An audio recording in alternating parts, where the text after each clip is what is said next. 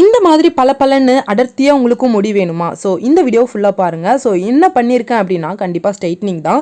So எப்படி பண்ண என்னென்ன இன்ஸ்ட்ரக்ஷன் எல்லாத்தையுமே நான் வந்து உங்களுக்கு வந்து ஒன் பை ஒன்னாக கொடுக்குறேன். ஸோ நான் ஃபிலிப்ஸ் ஸ்ட்ரைட்னர் தான் யூஸ் பண்ணியிருக்கேன். எந்த ஸ்ட்ரைட்னர் நல்லாயிருக்கும் என்ன ரேட்டில் இருக்கும்னு ஆல்ரெடி ஒரு வீடியோ போட்டிருக்கேன், போய் செக் அவுட் பண்ணி பாருங்கள். ஸோ ஃபர்ஸ்ட் ஃப்ரண்ட்டில் மட்டும் நான் ஒரு லேயர் எடுத்து அதை வந்து சீப்பு வச்சு நான் இப்போ வந்து நல்லா அயன் பண்ண போகிறேன்.